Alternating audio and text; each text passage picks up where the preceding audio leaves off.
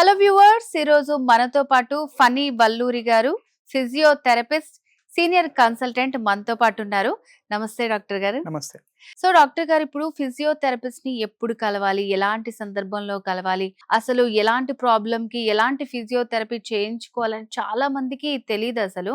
So వాళ్ళకు వచ్చిన డౌట్సే నేను ఇవాళ మిమ్మల్ని అడగబోతున్నాను. Sure. So first of all, అసలు ఫిజియోథెరపిస్ట్ ని ఎప్పుడు కలవాలంటారు? ఫ్రాక్చర్స్ అయిన తర్వాత చాలా మంది నెగ్లెక్ట్ చేస్తూ ఉంటారు, వాళ్ళకి తెలియదు అనమాట. అట్లాగే ఇప్పుడు మీ దగ్గరికి అసలు ఎట్లాంటి వాళ్ళు వస్తారు, ఎప్పుడు కలవాలి, మీరు చెప్పండి. హలో అండి. I'm doctor Phani Valluri, senior consultant physiotherapist. So కామన్‌గా ఒక ఫ్రాక్చర్ కానీ, ఆపరేషన్ అయిపోయిన తర్వాత కానీ, లేదంటే గనక స్పోర్ట్సింగ్ ఇంజ్యూరీ కానీ, లేకపోతే చిన్న పిల్లలకి పీడియాట్రిక్ రిహాబిలిటేషన్ ఉంటుంది. ఇలాంటి సర్వీసెస్ కానీ, లేకపోతే న్యూరలాజికల్ రిహాబిలిటేషన్ లైక్ పారాలిసిస్ రావడము, మెల్లమెల్లగా చేతులు కొంచెం తిమ్మిర్లు రావడము, అంటే లైక్ రాడిక్యులోపతి అంటారు. సర్వైకల్ రాడిక్యులోపతి, లంబార్ రాడిక్యులోపతి అంటారు.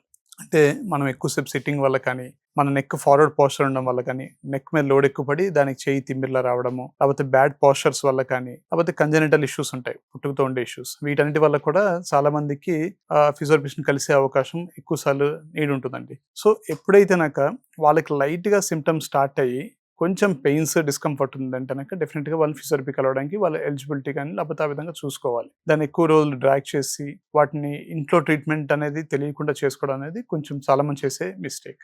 ఓకే. సో చాలా మంది నిజంగానే అట్లాగే నెగ్లెక్ట్ చేస్తూ ఉంటారు డాక్టర్ యెస్, గారు. కరెక్ట్ అండి. సో అంటే ఇప్పుడు అట్లా నెగ్లెక్ట్ చేయటం వల్ల ఎలాంటి ప్రాబ్లమ్స్ వస్తాయంటారు? సో అవి నెగ్లెక్ట్ చేయడం వల్ల ఆ మజిల్స్ అనేవి ఎక్కువ టైట్ అవుతాయండి. ఆ మజిల్స్ కానీ అక్కడ టైట్ అయ్యి అక్కడ స్ట్రక్చర్స్ కూడా కొంచెం లైట్‌గా డిస్టర్బ్ అయినట్టు అవుతాయి. ఆ స్ట్రక్చర్ డిస్టర్బ్ అవ్వడం వల్ల వాటిని ట్రీట్ చేయడానికి మనకి ఎక్కువ టైం పడుతుంది. దానివల్ల సెషన్స్ ఎక్కువ పడి, దాంతో పాటు మనకి వాళ్ళకి ఫైనాన్షియల్ కూడా లోడ్ పడడానికి ఛాన్స్ ఎక్కువ ఉంటుంది. దానివల్ల వాళ్ళు ఏమవుతారంటే మెడికల్ మీద కొంచెం చిన్న బ్యాడ్ ఒపీనియన్ కానీ, లేకపోతే ఇబ్బంది పడినట్టు చేస్తుంటారనమాట. సో వాళ్ళు ఎంత ఎర్లీగా దీన్ని ప్రొయాక్టివ్‌గా ఉన్నారు అన్న దాని మీద మనకి ఎక్కువ ఉంటుంది. దాంతో పాటు ప్రాపర్ థెరపిస్ట్‌ని కలవడం, అంటే ఫిజియోథెరపీ డాక్టర్ గారిని, లేకపోతే ప్రాపర్ ఆర్థోపెడిక్ సర్జన్ కలవడం, న్యూరాలజిస్ట్‌ని కలవడం, కలిసి ప్రాపర్‌గా డయాగ్నోస్ చేయించుకొని ఎర్లీగా ట్రీట్మెంట్ స్టార్ట్ చేయకపోతే ఆ సెషన్స్ డ్యూరేషన్ ఎక్కువ పడుతుంది. మనకి ట్రీట్మెంట్ కూడా డిలే అవుతుంది.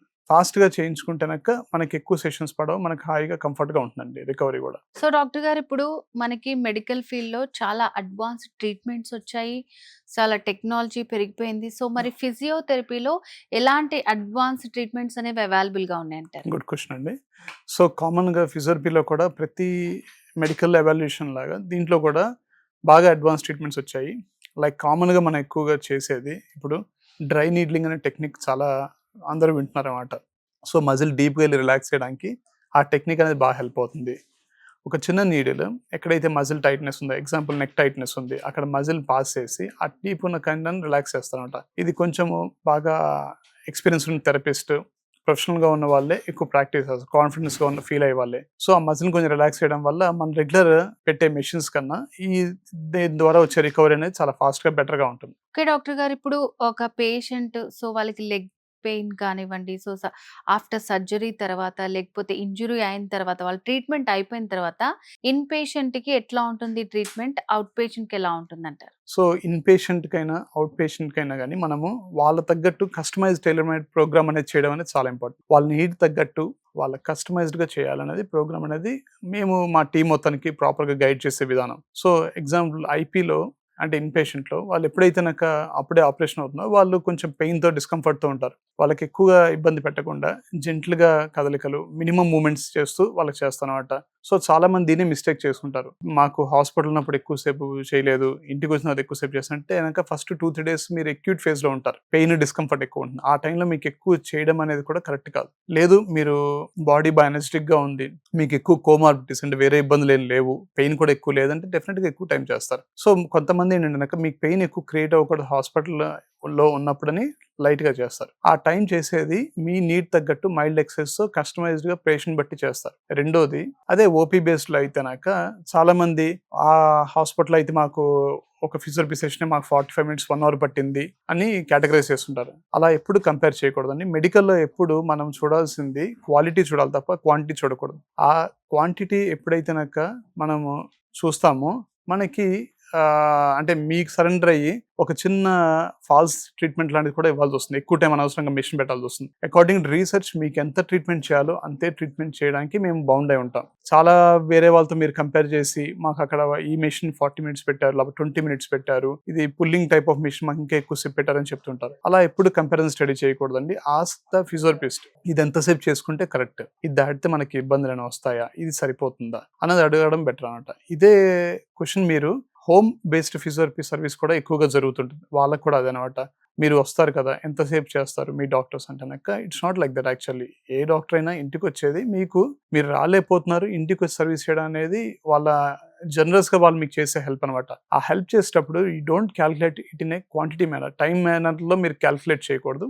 ఓన్లీ మీరు క్వాలిటీ మేనర్ లో చూసుకోవాలన్నమాట. ఆ క్వాలిటీలో కూడా ఎంత బెటర్ గా చేస్తున్నారు, ఎవ్రీడే ఎంత ఇంప్రూవ్ అవుతుంది, లేకపోతే ఎవ్రీ 3 days. కొంతమందికి మనం ఎవ్రీడే ఇంప్రూవ్మెంట్ చూడలేం. ఆ క్వాంటిఫై అనేది మనం ఎవ్రీ 3 days కి 4 days కి చూడాల్సి వస్తుంది. 4 days కి 5 days కి ఎలా ఇంప్రూవ్ అవుతుంది అనేది ఆ విధంగా చూసుకుంటే బెటర్. సో అంటే మీరు ఇచ్చే ట్రీట్మెంట్ కూడా ఆ పేషెంట్ కి వాళ్ళ క్యాపబిలిటీని బట్టే ఉంటుంది అంటారు. ఎస్, కరెక్ట్ అండి. ఓకే. సో డాక్టర్ గారు అంటే ఇప్పుడు ఈ ఫిజియోథెరపీ అనేది ఎలాంటి సర్జరీలు చేసుకున్న వాళ్ళకి, అలాగే ఎలాంటి ఇంజురీస్ అయిన వాళ్ళకి అవసరం ఉంటుందంటారు Yeah. అసలు? కామన్ గా స్పోర్ట్స్ ఇంజురీస్ లో చాలా మందికి, లేకపోతే రోడ్ ట్రాఫిక్ యాక్సిడెంట్ ఆర్టీ అంటారు, బైక్ మీద స్కిడ్ అయిపడ్డం, కార్ యాక్సిడెంట్స్, లేకపోతే ఈ ట్యూమర్స్ ఉంటాయి కదా వాళ్ళందరికి కూడా ఎప్పుడైతే ఆపరేషన్ అనేది ఆర్థోపెడిక్గా జరుగుతుందో వాళ్ళందరికీ ఫిజియోథెరపీ అవుతుంది. దాంతోపాటు రెగ్యులర్ హౌస్ హోల్డ్లో లేడీస్ కానీ, లేకపోతే పెద్దవాళ్ళకి కానీ, యంగ్స్టర్స్ కూడా చాలా మందికి స్లీప్లో వాటిలో కూడా నెక్ పట్టేయడం, బ్యాక్ పట్టేయడం, వర్క్లో ఓవర్ రాంగ్ పోస్చర్లో కూర్చోవడం వల్ల నెక్ పట్టేయడం, బ్యాక్ మీద లోడ్ పడడం, మోకాల మీద పడ్డం, మోకాల మీద టైట్ అవ్వడం, ఇలాంటివన్నీ కూడా ఉంటాయి. వాళ్ళందరూ కూడా రెగ్యులర్గా ఫిజియోథెరపీ సర్వీస్ని ఇమీడియట్గా అవైల్ చేసుకోవచ్చండి. డైరెక్ట్ ట్రీట్మెంట్‌కి వెళ్ళాలా? లేకపోతే ఫిజియోథెరపీ చేయించుకోవాలా? ఏమంటారు మీరు? డెఫినెట్గా డైరెక్ట్గా ఫిజియోథెరపీకి రావచ్చండి. హ్మ్. బట్ కొన్నిసార్లు ఆ పెయిన్ కనుక కొంచెం సస్పీషియస్గా ఉంటే హ్మ్.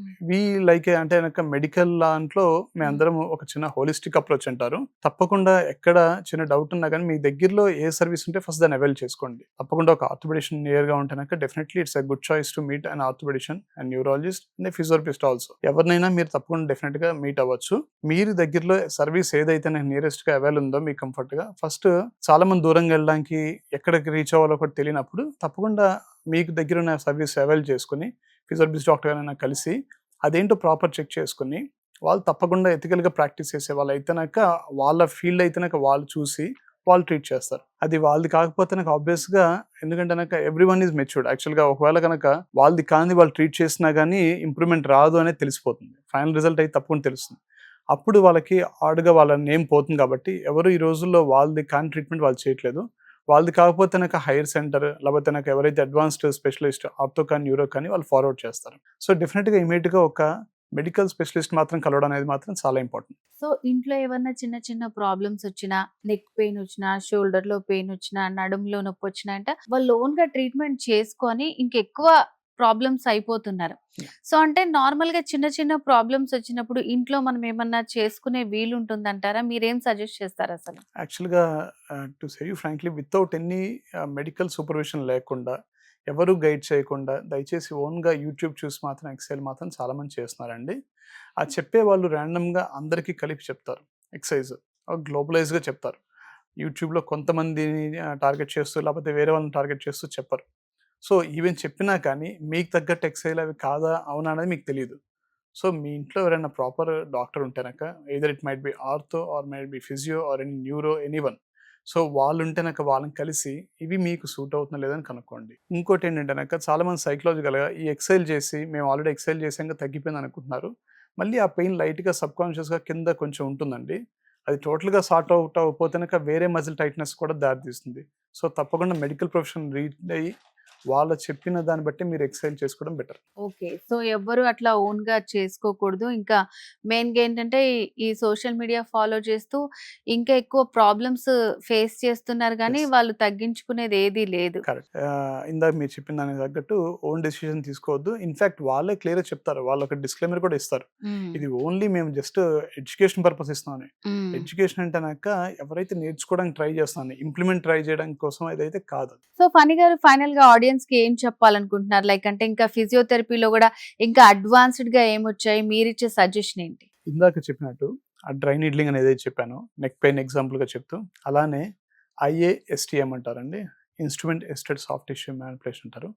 అది కానీ, లేదంటే కనుక మనకి టేపింగ్ అనే టెక్నిక్ కానీ, లేదంటే కప్పింగ్ థెరపీ అని కానీ, ఓకే, కైరోప్రాక్టిక్ రిలాక్స్ కానీ, ఇలాంటివన్నీ కూడా చాలా మంది టెక్నిక్స్ ఉన్నాయి అడ్వాన్స్డ్వి. ఇవన్నీ కూడా రెగ్యులర్గా చేసుకుంటూ ఉంటారు. అవి ఎంతవరకు వాళ్ళకి వాళ్ళకి ఏది కరెక్ట్ అనేది చూసి అడ్వాన్స్ ఫిజియోథెరపీ డాక్టర్ గారిని కలిస్తేనాక వాళ్ళు ఈ టెక్నిక్స్ అని ఇంప్లిమెంట్ చేసే వాళ్ళ రెగ్యులర్ కాదా అన్నది చూసుకుని దాన్ని బట్టి చేయించుకోవడం అనేది బెటర్ అండి. ఓకే డాక్టర్ గారు. అంటే ఇప్పుడు ఫిజియోథెరపీ అనగానే చాలా మంది ఇంట్లో చేసుకునే వాళ్ళకుండే అపోహలన్నీ గూడా చాలా బాగా క్లారిఫై చేశారు. సో, ఎలాంటి వాళ్ళు ఎలాంటి ట్రీట్మెంట్ చేసుకోవాలని చాలా చెప్పారండి. Thank you so much.